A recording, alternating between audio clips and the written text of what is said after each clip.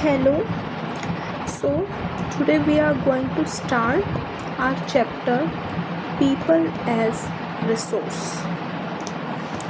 Now what it is saying that the chapter People as Resource is an effort to explain population as an asset for the economy rather than a liability. Population becomes human capital when there is an investment made in the form of education, training, and medical care. In fact, human capital is the stock of skill and productive knowledge embedded in them. So, what it is saying, students, what it is saying, the chapter People as Resource is an effort to explain population as an asset. Means this chapter want to explain population as an asset for the economy rather than a liability. Now, one thing you need to understand is that what is an asset, what is an liability. Asset is something which provide profit to us. We can simply understand it in layman language that asset is something which provide profit to us. Liability is something which provide loss to us. Like asset, which thing we can call as asset? Like our education, which we people are gaining today. We are gaining it today, so tomorrow it will be proved rewardful for us by helping us in getting a job and thereby a money. But our bad habits like smoking and drinking. So suppose you are a driver of a bus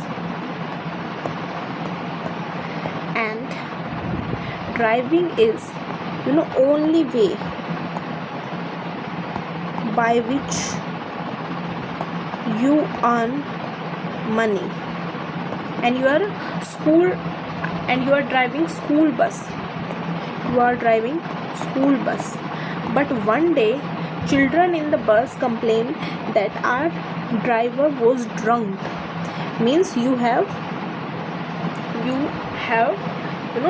took alcohol, and response of this, your school director removed you, or you can say asked you to leave the job, and you don't have any other option left but you have to leave this job.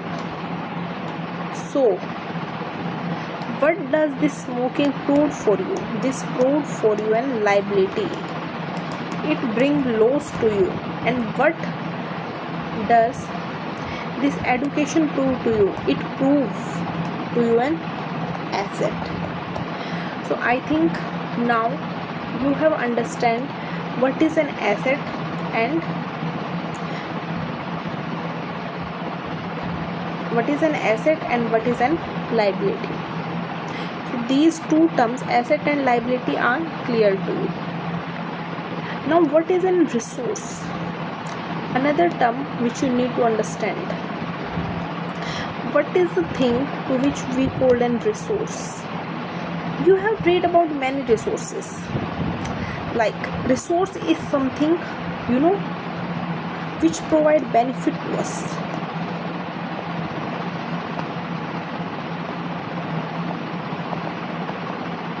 Now you may wonder now, then what is the difference between asset and resource? Okay, so resource is a part of asset, but asset is not part of resource. How can you understand it?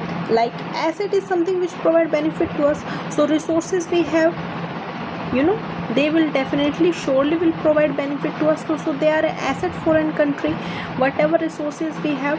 But in resources there are certain kind of resources.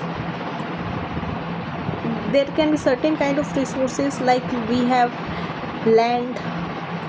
Means in simple term, all resources are asset, but all assets are no resources.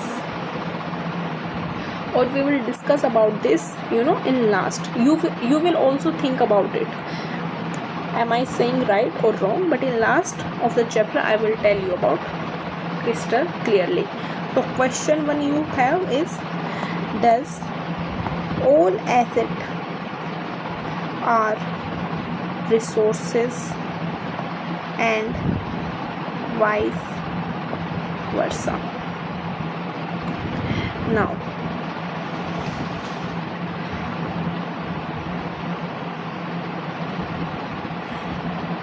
Now this chapter want to explain people as resource,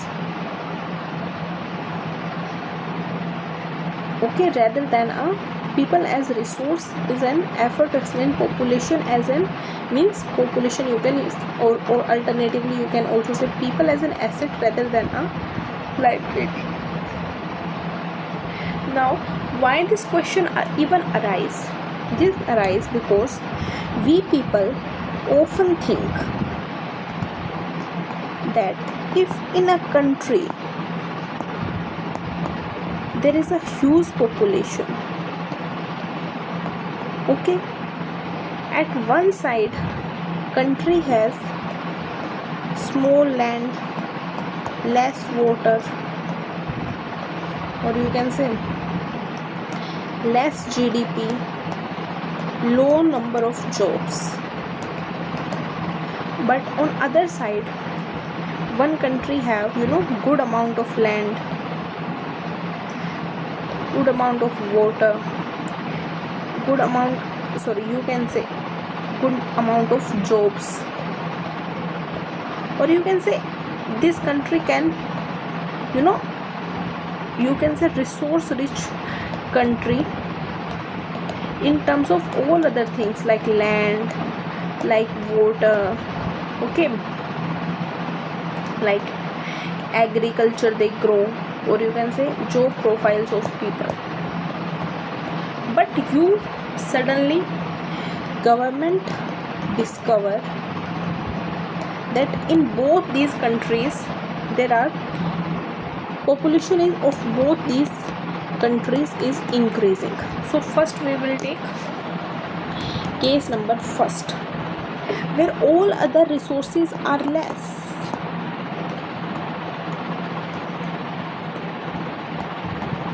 But human, or you can say people, are increasing there.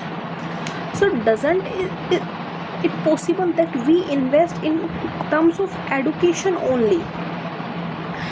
I agree with you that ma'am, if there is no any land, then how we will construct schools, because they are also constructed on land area, right? But certain things we have to manage. This is what we call management. But even if we improved 20% population, if get very skilled in terms of education, and these people start working on other country projects, and they send money in return in their country as remittances, and these remittances, these countries, this country, you can say, exchange with other countries and fulfill all those needs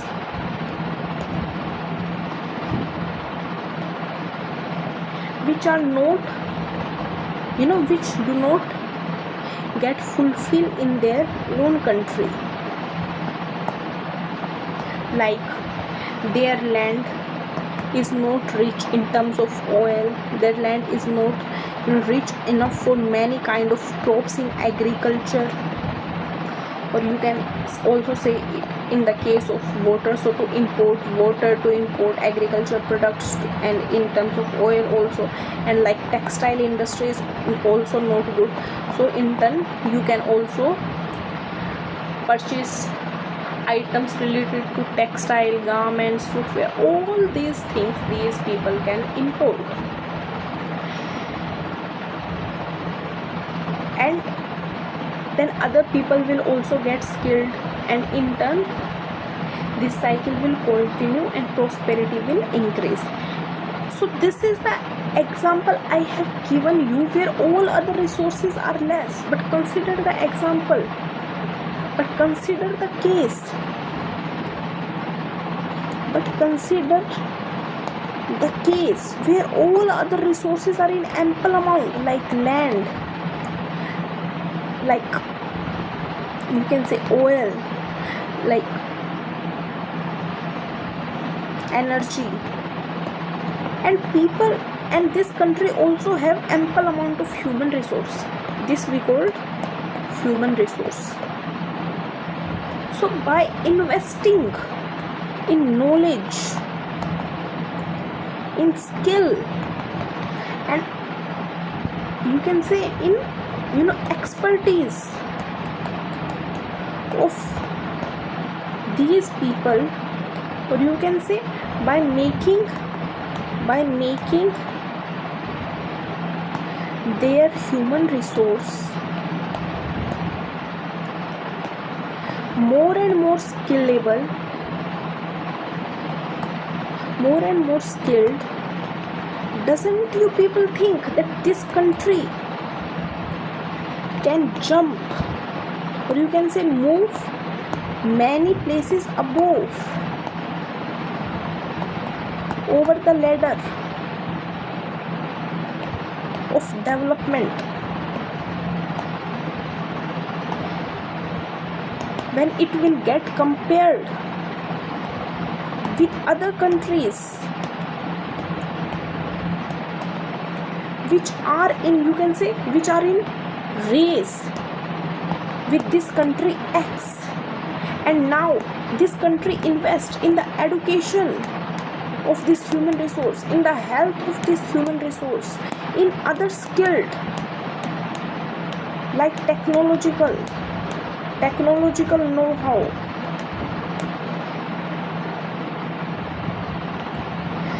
other kind of activities, like it also make it knowledgeable about agriculture, how different crops can grow, or how different crops can be grown over the given land area, and how we can increase the yield, so we can also import the good.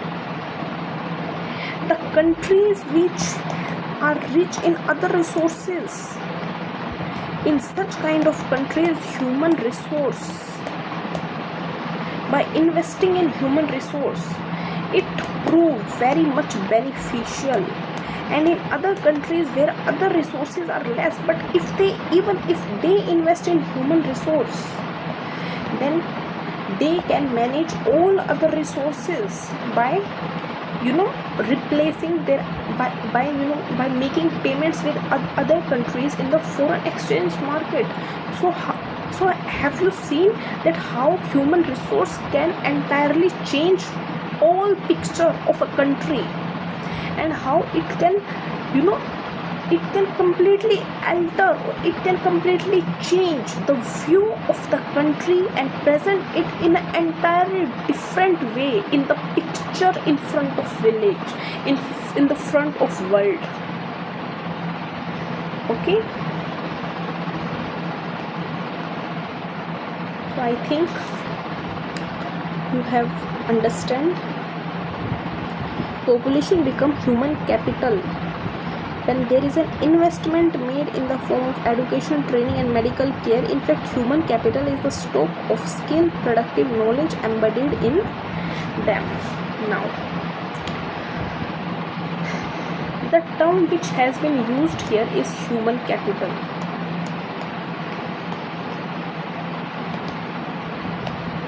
What is capital? Leave human capital. What is capital? This is the investment made in items like machines, or you can say any item which will provide further benefit for couple of years.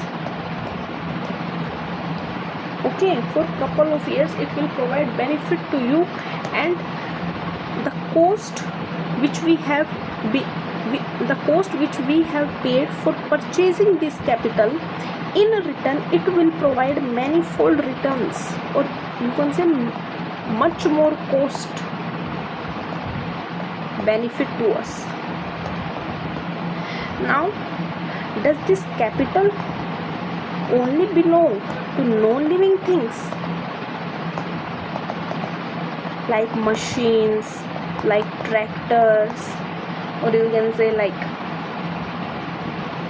anything which can be, capital? Even you can say washing machine, if it used for washing clothes for monetary purposes, does it only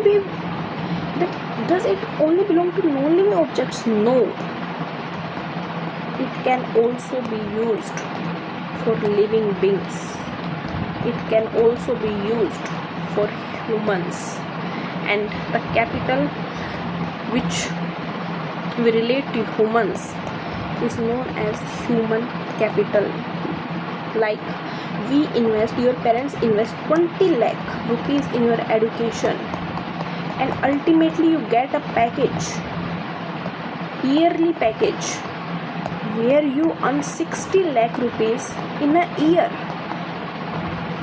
and this job you are going to do for 40 years from now.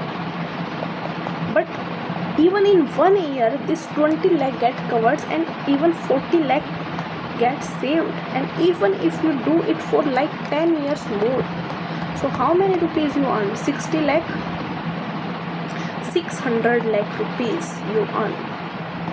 So this is what we call as human capital. So I think you have understood